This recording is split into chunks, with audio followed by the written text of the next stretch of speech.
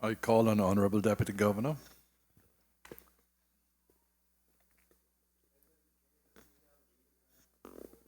Mr. Speaker, I beg to move the second reading of a bill shortly entitled the Ombudsman Bill 2016.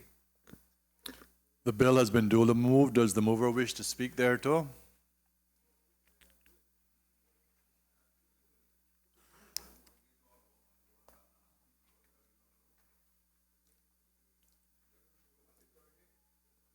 Mr. Speaker, thank you. Mr. Speaker, I rise to introduce the Ombudsman Bill 2016. The Ombudsman Bill 2016 is an overarching law which has been developed to underpin the establishment of the Office of the Ombudsman and to provide powers to deal with public complaints against the police, maladministration complaints, appeals on freedom of information, and in the future will also deal with data protection and whistleblowing. The Office of the Ombudsman will have a similar governance framework to the Auditor General's Office in terms of independence and parliamentary accountability. The existing powers and functions of the Complaints Commissioner and Information Commissioner will continue under the establishment of the Office of the Ombudsman. Staff of both of the existing offices have been actively involved in the project and are looking forward to the establishment of the office. Mr. Speaker, I would like to provide some background to members. The 2014 EY report recommended the sharing of administrative staff between the Complaints Commissioner and the Information Commissioner. In setting out its recommendation, EY also added, and I quote, "In conjunction with this, there's also scope to develop an office and post of ombudsman to deal with areas including freedom of information, appeals, maladministration complaints, and police public complaints." Mr. Speaker, combining complaints agencies and providing a one-stop shop for citizens is part of an international trend of good governance. A number of countries have ombudsmen that deal with different types of complaints. For example, there are more than 20 ombudsman services in the United Kingdom, and they are currently drafting a public service ombudsman bill to have one entity deal with a variety of complaints. They have stated that the aim of this legislation is, and I quote, "a more effective and accessible final tier of complaints redress within the public sector." Mr. Speaker, the Irish government has combined the roles of Information Commissioner and Complaints Commissioner for a new role called Ombudsman and Information Commissioner. Distinct legislation continues to support the two functions, but both functions are now carried out by a single leader. The Ombudsman Office in Manitoba, Canada, covers the Freedom of Information and Protection of Privacy Act. The Ombudsman also deals with Personal Health Information Act and the Public Interest Disclosure, which is their Whistleblower Act. In Australia, the Federal Ombudsman covers 7 specialist areas, including the Defense Force, immigration, law enforcement, postal industry, overseas students, private health insurance, and freedom of information. So, Madam Speaker, you can see that what we're doing here is not new. These have worked effectively. These combination of offices have worked effectively throughout the world. In January 2015, Cabinet approved a request to develop an outline business case to establish an Office of the Ombudsman for the Cayman Islands. The following are some of the key business problems with the current arrangements that were identified in the business case. There is no provision within the government for independent investigation of complaints made against the police. Having separate agencies providing complaints functions requires 2 sets of management and administrative arrangements, and so does not take advantage of synergies and opportunities for efficiencies. The current arrangement of the handling of complaints does not deliver the best possible service to customers. Mr. Speaker, in addition to addressing these problems, the business case identified additional potential benefits for establishing the Office of the Ombudsman, including cost avoidance of approximately $750,000 for not having to set up a standalone police complaints office, administrative savings from the merger of around $250,000, which would be reinvested to create the functions of the police complaints function, customer benefits, including a new capacity for handling complaints against the police, and the convenience of a one-stop shop with one physical and web-based location for public complaints. Having a single parliamentary committee to oversee the office, and creating the capacity for future functions to be incorporated, such as data protection and whistleblowing, to be added at minimal cost. These are all very important parts of very important pieces of legislation, such as the whistleblower, and we want to get those enacted as soon as possible. The outline business case was reviewed by a business case review panel and Project Future Steering Committee and was approved in January 2016.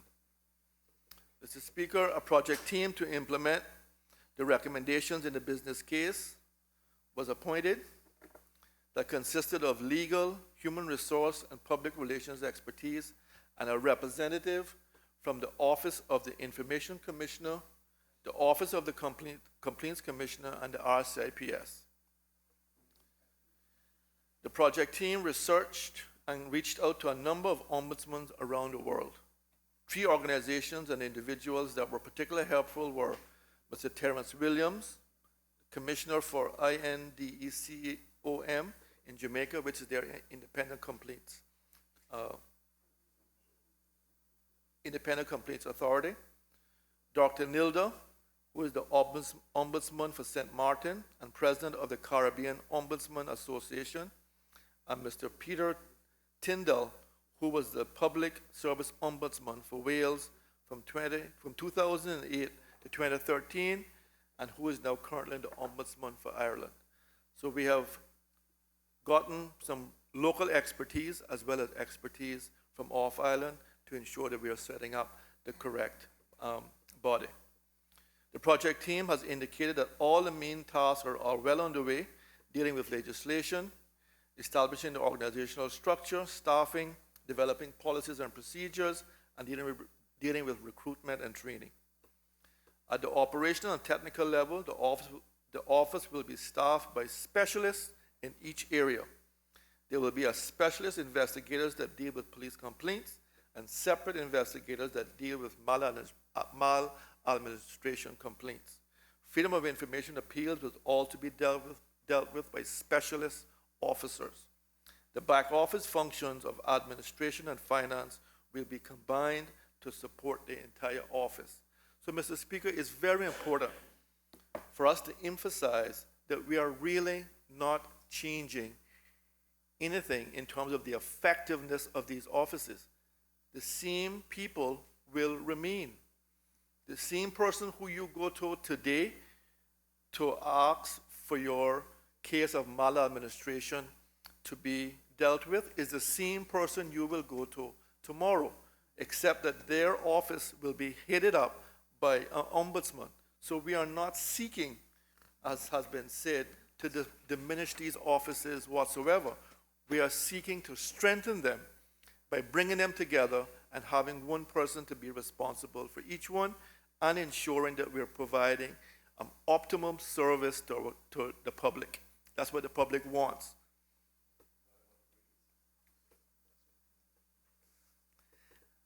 Mr. Speaker, let me turn to the details of the Ombudsman Bill. The bill states that the Governor appoints the Ombudsman after consultation with the Premier and Leader of the Opposition. We've basically taken that out of the Freedom of Information law that stands right now.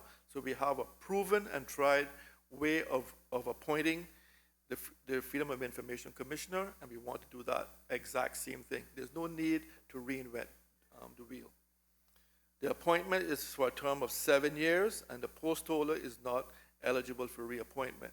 That gives the person the autonomy that they need, that they know that they will be in the office for 7 years. They can carry out their functions impartially and free from interference. The recruitment process will follow the Public Service Management Law and regulations, and certain persons or persons are disqualified for applying for the post, members of Parliament, or who have been who have been parliamentarians for the previous 3 years, persons employed by or holding office in any political party, or have been in the last 3 years. Well, not for long, sir. Mr. Speaker, the salary, pension, and health care benefits for the post of Ombudsman will be established in accordance with Section 18 of the Public Service Management Law. To further enhance the independence of the post of Ombudsman, the bill also provides for protection of the salary and emoluments of the Ombudsman in that it cannot be altered to their advantage unless by mutual agreement. So again, we're putting all the safeguards in place to ensure that the Ombudsman is independent and free from any type of interference. Mr. Speaker, it is extremely important that the office of the Ombudsman be independent of the other arms of government, as it serves as the independent public watchdog. And Mr. Speaker, my job in the civil service is to make sure that civil servants respect our oversight agencies. And this body will have that respect from civil servants. In order to achieve this, the bill states that the Ombudsman shall not be subject to the direction or control of any other person or authority. But, Mr. Speaker, for the purpose of establishing the budget, the Ombudsman will report and be accountable for expenditure to the Oversight Committee of this Parliament. Again, that is in keeping with what happens today with the Complaints Commissioner and the Office of the Auditor General. Again, we're not changing anything, Mr. Speaker, we're just making it better. Mr. Speaker, the bill also establishes that the Ombudsman will be a chief officer and will have power to appoint staff, including 2 deputy ombudsmen, one to deal with complaints and one to deal with freedom of information matters. Yes.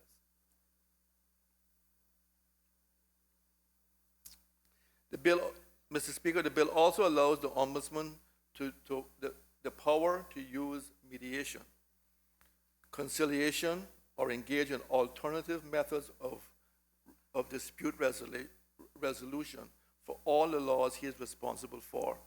And that is something that we have found to be very helpful in getting people together and using mediation to find alternative ways of resolving disputes. And this would allow parties to resolve their matters informally rather than going through a more formal dispute resolution process. Mr. Speaker, good governance is not just about independence of the office of the Ombudsman, it's also about transparency. In addition to requiring the Ombudsman to table annual reports in this Parliament, the bill also provides for the Ombudsman to report publicly on any matter he thinks fit that pertains to the discharge of his functions. Again, very important, an open and transparent process. Under the bill, the staff of the Office of the Ombudsman and the Ombudsman have immunity and indemnity unless acts or omissions is carrying out their function as shown to be negligent or in bad faith. Mr. Speaker, I would like to draw members' attention to Schedule 2 of the bill. I heard members talking about this earlier. This details the various laws for which the Ombudsman has responsibility for. And of course, the Cabinet can add additional laws to that schedule. For example, data protection law subject to an affirmative resolution.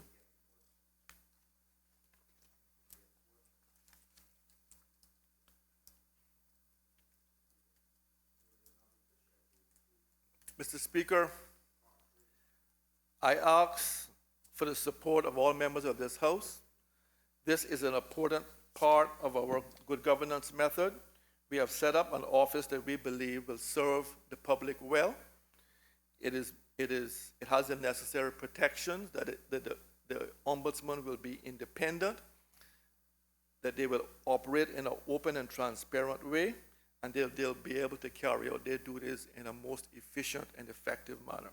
I therefore ask for all members of this House to support this important piece of legislation, which will enhance our good governance in the Cayman Islands. I thank you, sir. Does any member wish to speak? Honorable member from East End.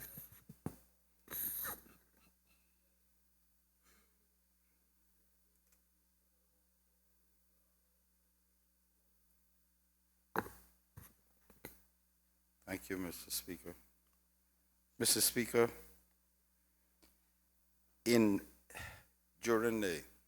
just before the vote on the other bill, we were bringing to the attention of government certain things that didn't seem right between the previous bill and this one. And it is obvious that the title of this bill, there are some changes that needs to be made there too.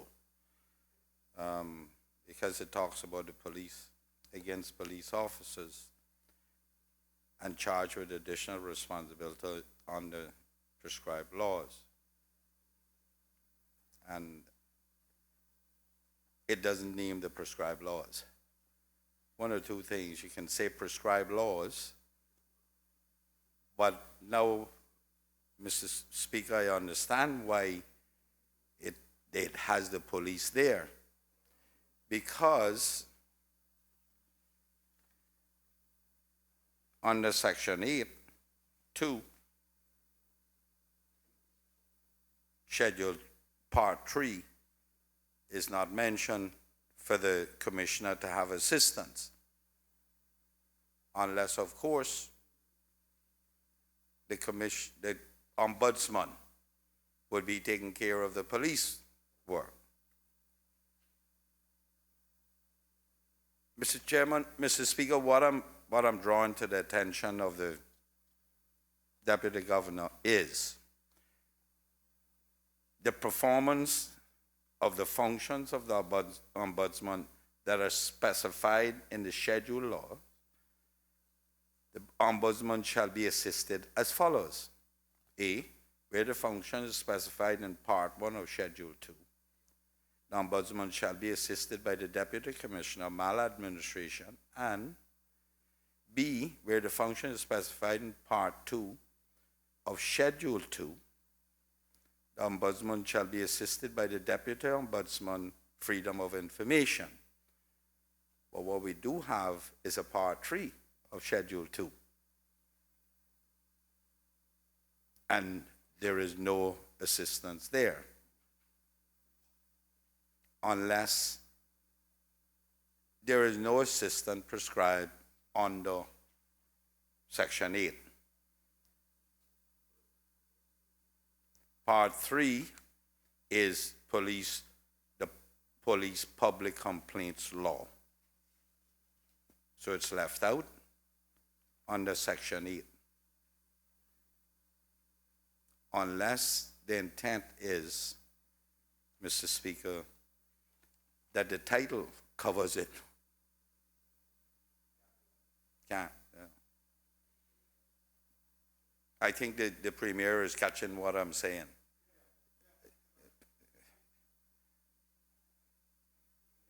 There is no, because the title says resolving complaints made by the members of the public against police officers and charged with additional responsibilities under the prescribed law. But the prescribed law also includes the police. So somebody has to Deputy Governor. Deal with that.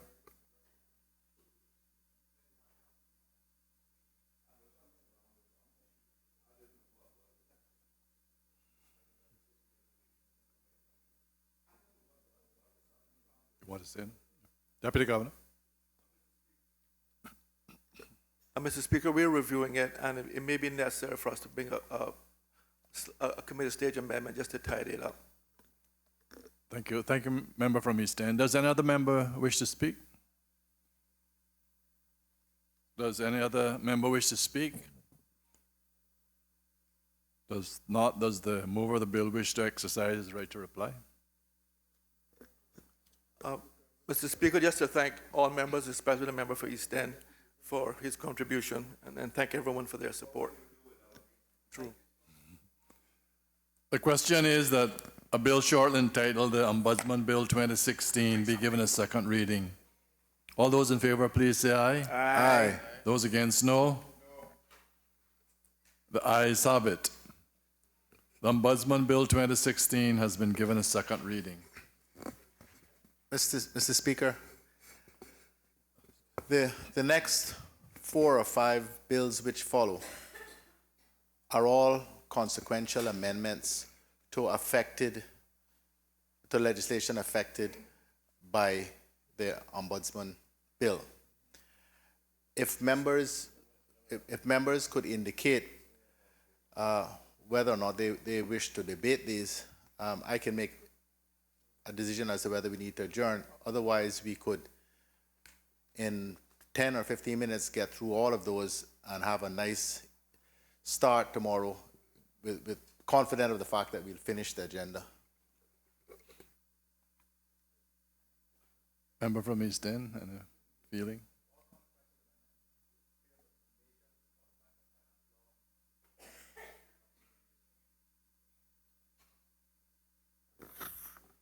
Mr.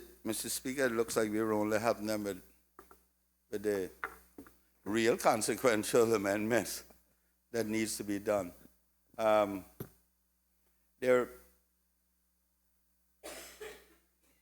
don't have any debate on them. They're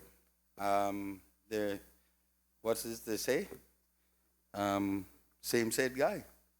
Thank you, honorable member from East End.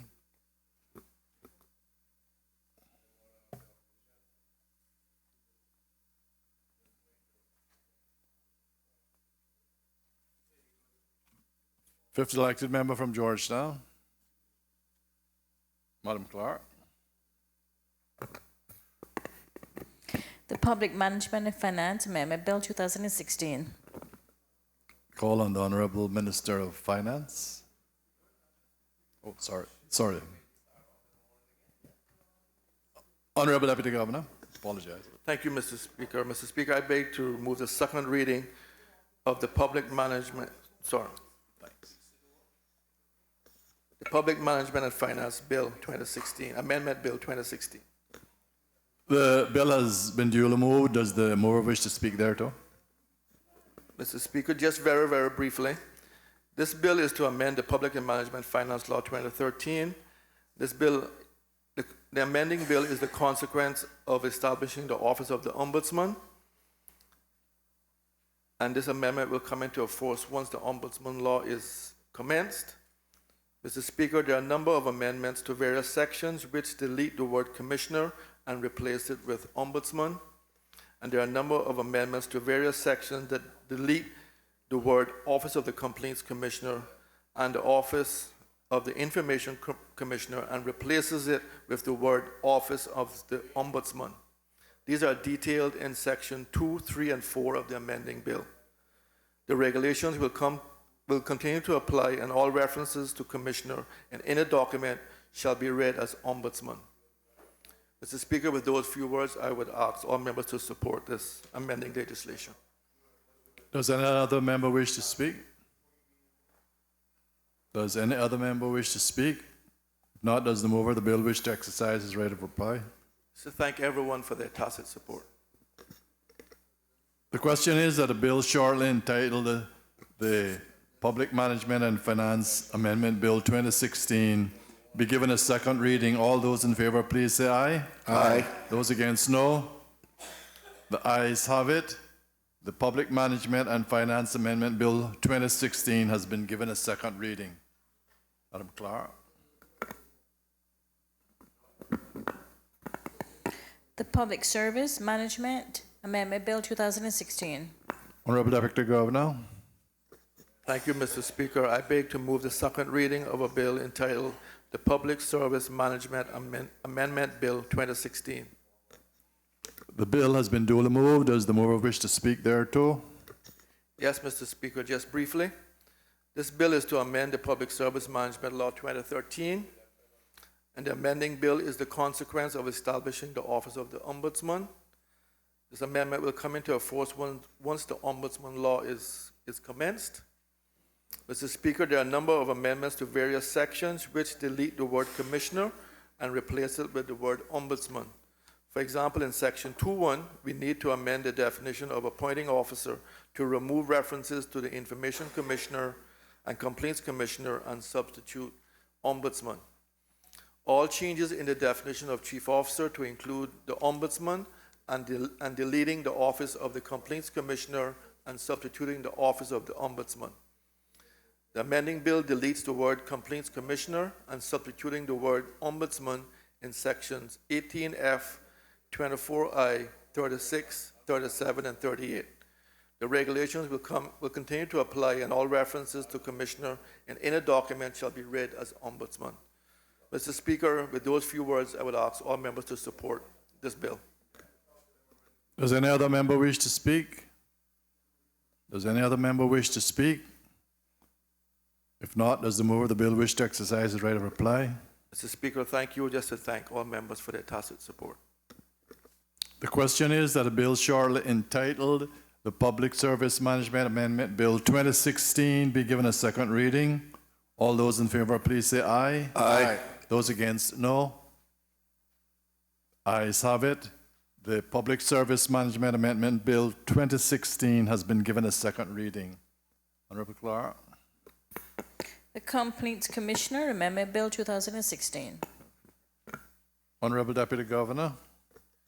Thank you, Mr. Speaker. Mr. Speaker, I beg to move the second reading of a bill shortly entitled the Complaints Commissioner Amendment Bill 2016. The bill has been duly moved. Does the mover wish to speak thereto? Yes, Mr. Speaker. Again, just briefly.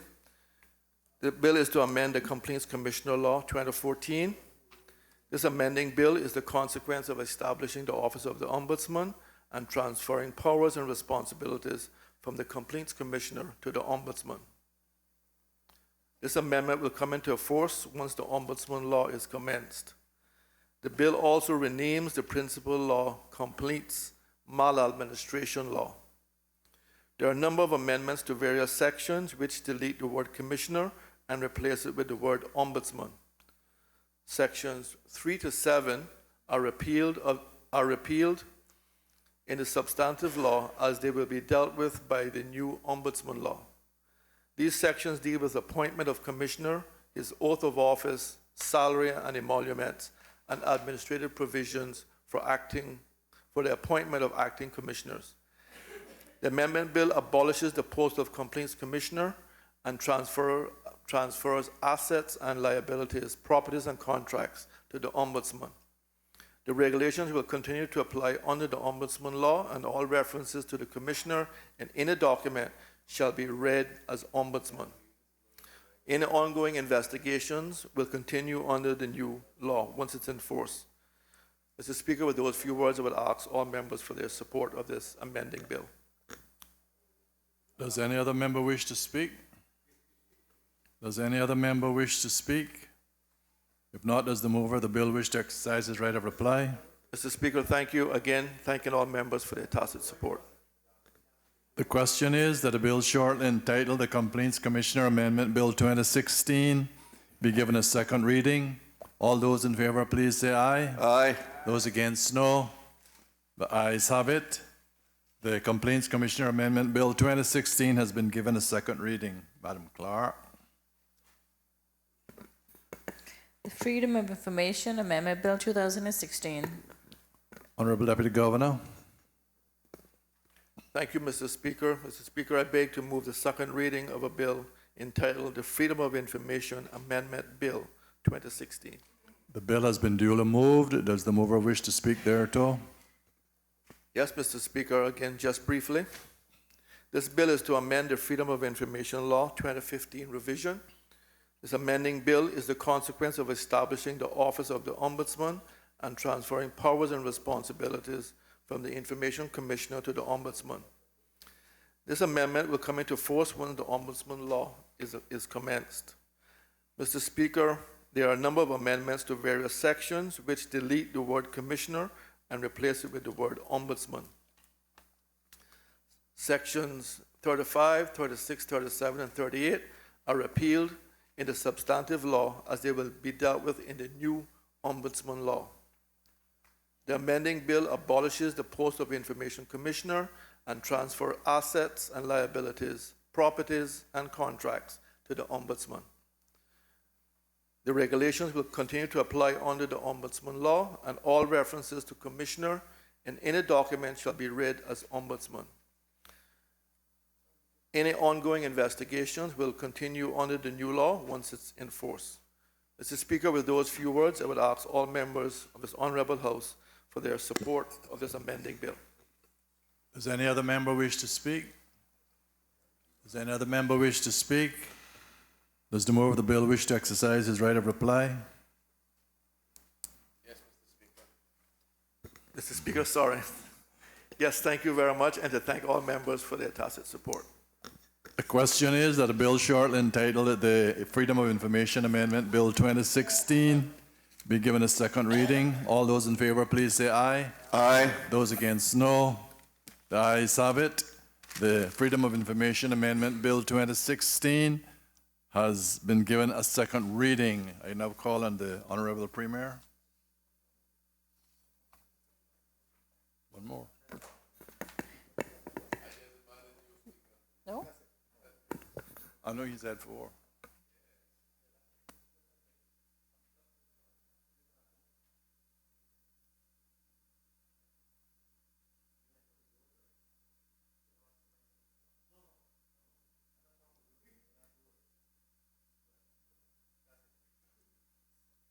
Honorable Premier.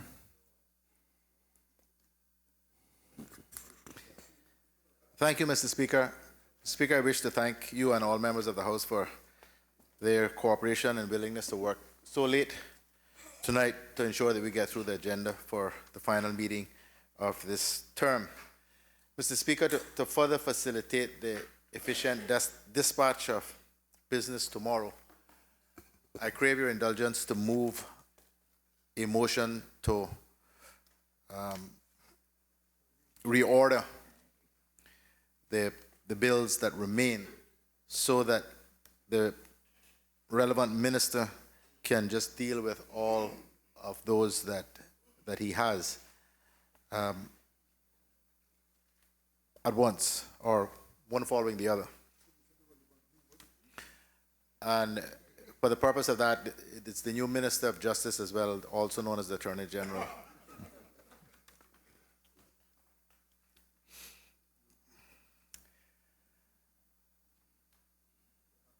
Mr. Speaker, I move that the Prescription Amendment Bill 2017, the Public Lands Bill 2017, and the Registered Land Amendment Bill 2017 be moved to the bottom of the order.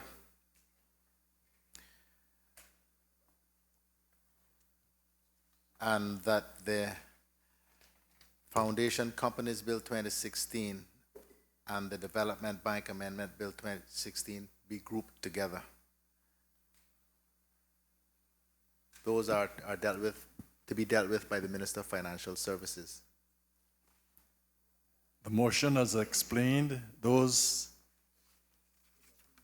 for, please say aye. Aye. Those against, no. Motion has been affirmed and will be adjusted accordingly. Honorable Premier. Thank you, Mr. Speaker. Mr. Speaker, at 10:20 in the evening, I move the adjournment of this honorable House until 10 a.m. tomorrow morning. The question is that this House do now adjourn until 10 a.m. tomorrow, Tuesday the 21st. All those in favor, please say aye. Aye. Those against, no. The ayes have it.